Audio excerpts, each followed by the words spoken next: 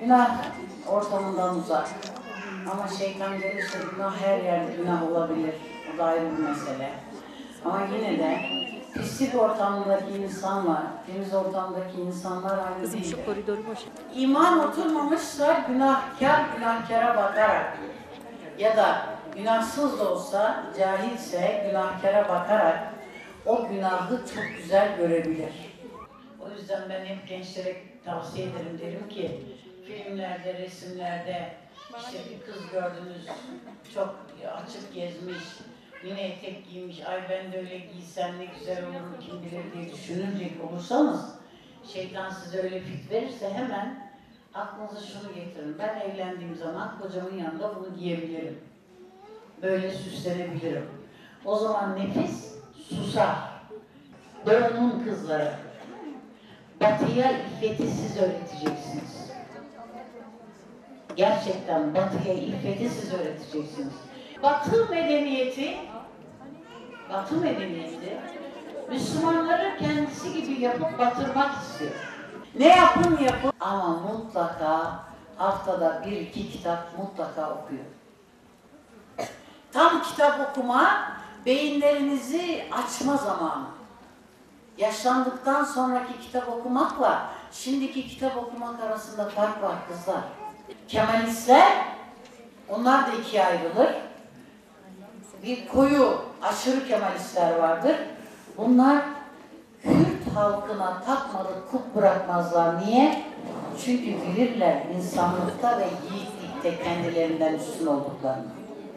Bildikleri için onları, yani özellikle Doğu'nun Kürtlere ağırlık vererek pasifize etmek isterler. Şunu unutmayın, Kürtlerin Kemalist zihniyetli olmayanları Kürtleri çok sever.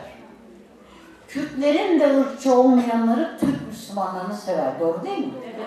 Müslümanlara özgüven eksikliğini kim verdi biliyor musunuz? Kimler verdi?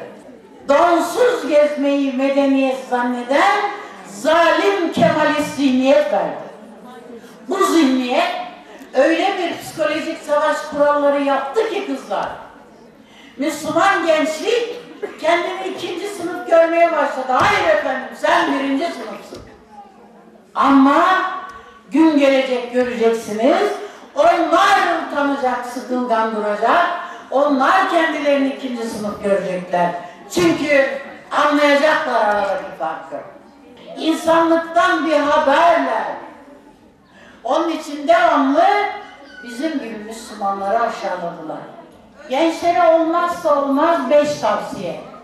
1. İslam'ı hürafesiz öğrenmek mecburiyetinde. 2. İçinden gelmese de namazını kılacak, 15-20 dakikada olsa mutlaka zikir yapacak. Kızlar, zikir yapmayanın inancı sapasağlam olamaz. Delil, biliyorsunuz delili.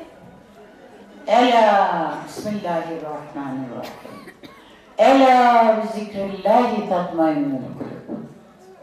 Kalpler ancak Rabbisini zikretmekle mutmain olur. 3. Dünyaya eleştirel gözle bakın. Gözlemci gözle bakın. İslam ile kıyaslayın. İslam ile kıyaslamadığınız sürece İslam'ın medeniyetini anlayamayız.